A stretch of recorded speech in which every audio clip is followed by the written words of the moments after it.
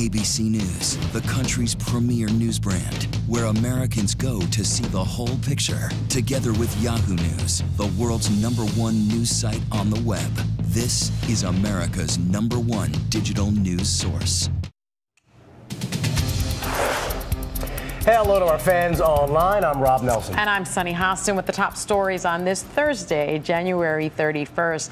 Congress formally opened its gun control debate with a dramatic appeal from shooting victim Gabby Giffords. The former Arizona Congresswoman was helped to the witness table by her husband, Mark Kelly. Giffords spoke just 80 words. She said too many children are dying because of gun violence, and she called upon lawmakers to do something. Her husband and NRA Chief Wayne LaPierre also testified. Severe storms that ripped through the South and Midwest are being blamed for at least 2 deaths. There were 24 reports of tornadoes, including one that touched down in northern Georgia, tossing around cars, trucks, and also trees. An uprooted tree, in fact, crushed a mobile home there, killing a man. Another man died in Tennessee when a tree fell on the shed where he was seeking shelter. U.S. officials say Israel has launched an airstrike inside Syria. They took out a convoy loaded with anti-aircraft weapons and the warehouse where they were stored. Officials say the trucks were headed to Lebanon, and Israel feared they would end up with Hezbollah, their sworn enemy. So the attack had more to do with Israel's self-defense than with getting involved in Syria's civil war. Massachusetts Governor Deval Patrick has named his former chief of staff, William McCowan, as his state's new U.S. Senator. The seat is now empty, of course, because John Kerry has been officially confirmed as Secretary of State.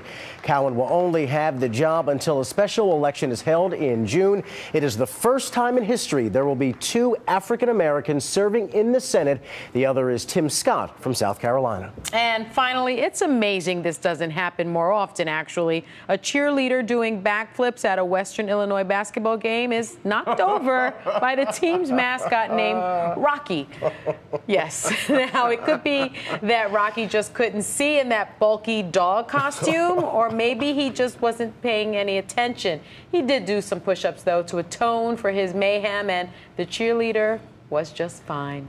You always do wonder how those folks see, you know, what kind of peripheral vision they have and what's going on. It's hot and they're starting to stink, and you wonder, they got all kinds of distractions. So it's no wonder he collided with that poor flipping cheerleader. Exactly. No, Rocky. Red flag, dude. Red flag. We'll get more news anytime at abcnews.com. I'm Sunny Hostin. And I'm Rob Nelson. Thanks for watching. This is World News Now, available anytime, anywhere you want it.